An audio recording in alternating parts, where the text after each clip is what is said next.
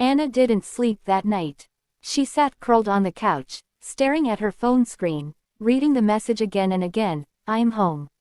Every letter felt alive, pulsing with a strange warmth as if the words were breathing. She tried to reply, typing trembling sentences, then deleting them. What could she even say to someone who wasn't supposed to exist anymore? At 3 a.m., she heard the faint creak of footsteps upstairs, slow, familiar, rhythmic. It was the exact sound Mia's steps used to make when she'd walk down the hallway late at night. Anna froze, her heart pounding so loudly it drowned the world. The footsteps stopped right outside her room. The doorknob turned slightly. A whisper followed. "Anna." It wasn't loud, it was tender, like the way Mia used to say her name after a long day. Tears welled in Anna's eyes. She wanted to open the door, but fear chained her to the floor. She knew Mia couldn't be there, and yet, she was. The room felt charged with something heavy and electric. The air smelled faintly of lavender and rain, exactly like the night Mia had left for her last drive. Anna pressed her back against the wall, her breathing shallow, the silence so deep it felt like the world was holding its breath with her. Then, from behind the door, came the soft click of the lock turning, locking her in from the inside. Morning came pale and uncertain. The house was still, but Anna felt it watching her. She opened the door cautiously. No one was there. The faint shape of a handprint was visible on the other side, too high, too precise to be hers. She stumbled back, her chest tightening as her phone buzzed again. "You look tired." The message came without a number this time. No name, just the words, glowing faintly before fading away. Her throat went dry. She decided to leave the house. Maybe a few days away would clear her mind. She threw her clothes into a bag, grabbed her car keys, and turned to leave. But as soon as she reached the door, the lock jammed. No matter how hard she turned the knob, it wouldn't move. "Please," she whispered to no one, tears slipping down her face. "Please, let me go." The air shifted, and then her phone buzzed again. "You said you'd never leave." Anna's knees gave out as she dropped to the floor, sobbing. Her shaking fingers hovered over the screen. "Mia, please, you're gone. You have to let me move on." The phone stayed dark for a moment, and then the reply appeared. "You're mine, Anna. You were always mine." The lights flickered, shadows moving across the walls. Every photograph of them together, hanging in the living room, began to rattle gently. One fell and shattered. Anna crawled toward it, her reflection trembling in the cracked glass. In the fragments, she saw Mia's face behind her, smiling, eyes glimmering with something between love and madness. That night, she didn't try to sleep. She sat on the floor surrounded by pictures, candles, and the sound of rain tapping against the windows. "If you're really here," she whispered, "show me." The candlelight flickered violently, the flames stretching unnaturally tall before one by one, they went out. Only the faint light from her phone remained. A voice echoed in the darkness, low, distorted, and heartbreakingly familiar. "You wanted proof, didn't you?" Anna's body trembled as she turned toward the sound. The air shimmered slightly, and a faint figure began to form near the mirror. A girl, her hair wet, her skin pale as moonlight, eyes filled with longing. "Mia," Anna breathed. For a brief second, the ghost smiled, soft, loving, just like before.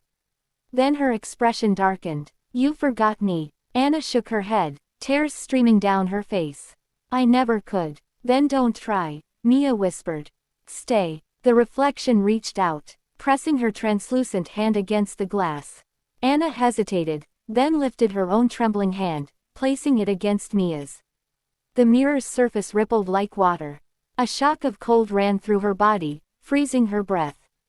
Her phone buzzed one last time behind her, falling to the floor. The message read, "Together again." When the morning sun rose, the house stood silent by the lake. The neighbors said they hadn't seen Anna leave, but they often heard faint laughter at night, two voices, softly talking, sometimes singing. And if anyone looked through the window, they swore they could see two silhouettes sitting side by side, holding hands, one real, one only made of light. After that night, time began to blur for Anna. Days melted into nights, and nights into long, echoing hours where she could no longer tell if she was dreaming or awake. The air inside the house carried a strange calmness, the kind that follows after a storm. She would wake up to find her phone beside her pillow, even when she remembered leaving it in the kitchen. Sometimes, a cup of coffee waited for her on the table, filled with exactly the right amount of milk, just how Mia used to make it. The scent of lavender drifted through the hallway every evening, and the window curtains swayed gently as if someone invisible was walking past them. Anna didn't scream anymore, didn't cry, didn't question it. She had stopped fighting the impossible. She accepted it. It felt like Mia was truly back, not as a ghost or memory, but as something real that lived between breaths and shadows. Her voice was soft now, not the distorted echo from before. When Anna read quietly at night, she sometimes heard Mia humming behind her, the same lullaby she once sang on rainy nights. The line between love and haunting faded until Anna no longer cared which side she stood on. She began talking to Mia again, answering her whispers, leaving replies on her phone even when no message came. "I miss you," she'd type, and moments later, the screen would glow with the words, "I'm right here." One evening, Anna found her old wedding scrapbook lying open on the living room table. She froze. She hadn't touched it since the accident. The pages fluttered slightly though there was no breeze, stopping at a photo of her and Mia laughing at the lake, sunlight tangled in their hair. Beneath it, written in faint red letters, was a message she'd never seen before. "I waited for you." Her heart pounded as tears blurred her vision. She touched the words, and for a moment, the ink felt warm. That night, Mia's presence felt stronger than ever. Anna could sense her everywhere, in the rhythm of her heartbeat, in the hum of the refrigerator, in the mirror's shimmer when she passed by. When she went to bed, she felt a weight beside her, the indentation of another body on the mattress, and the faint sound of breathing next to her. Instead of fear, she felt peace. She whispered softly into the dark, "I love you, Mia." A whisper came back immediately, almost tender, "I love you more."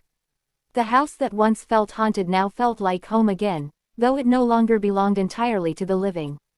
But something inside Anna began to change. Her skin grew colder, her reflection paler. She often woke up standing in strange places, by the lake, on the porch, once even at the edge of the mirror, her hand pressed against it as though trying to reach through. Her phone's camera occasionally turned on by itself, capturing blurry images of her asleep beside a faint, glowing shape. She told herself it was love, not possession, that this was Mia's way of keeping her close. Yet a small part of her, buried deep under all the longing, began to wonder if Mia wanted her love, or her life. The thought terrified her, but it was too late. Each night, Mia's whispers grew clearer, her presence heavier. "Stay with me forever," she would murmur into Anna's ear. And Anna, too weak to resist, always replied, "I will." The final night came quietly, without thunder or warning, only the soft murmur of rain tapping against the glass. Anna sat by the window, holding Mia's pendant in her hands. The storm outside reflected the storm within her, a strange mix of fear, love, and surrender. The phone on the table buzzed once. A single message glowed. "It's time." Anna didn't hesitate. She stood up, her reflection already waiting for her in the mirror. It looked different tonight, sharper, more defined, eyes burning softly with a light that didn't belong to this world. The reflection smiled, and Anna felt her heart ache in the most familiar way. "You kept your promise," Mia's voice whispered from beyond the glass. Anna nodded, tears rolling down her face. "I'm tired of being alone," she whispered. "Then come home," the reflection said gently. The mirror began to shimmer like water again. Anna lifted her hand, pressing her palm against it. The surface rippled under her touch, pulling her forward, slowly but irresistibly. Cold wrapped around her like a blanket, numbing everything but her heartbeat. She heard Mia's voice, faint but close, "Don't be afraid. We'll never be apart again." When the morning came, the house was silent. The rain had stopped, leaving the air damp and still. The landlord arrived later that week after no one answered his calls. The door was locked from the inside. When he finally managed to open it, he found the house untouched but eerily lifeless, as if time had stopped. The phone lay on the floor, screen faintly glowing with a final message. Now we're together, forever. On the mirror nearby were two perfect handprints, one faintly misted, the other solid, pressed side by side. For a moment, it almost looked like the reflection moved, two girls standing close together, smiling softly, fingers intertwined. The landlord blinked and the image vanished, leaving only the cold fog on the glass. Months later, the house remained empty. Locals whispered about hearing laughter near the windows, two voices that sounded happy, sometimes singing quietly by the lake. A few even claimed to see them, one woman with long dark hair, the other with pale blue eyes, walking hand in hand by the water's edge when the moon was high. Those who dared to approach said the air turned icy, but the two figures never looked back. They simply vanished into the mist, leaving ripples on the lake's surface and the faint echo of a promise that had defied death itself. Inside the locked house, the phone still rested on the floor where it had fallen, batteries somehow never dying, screen forever glowing with the same message, Anna and Mia, forever.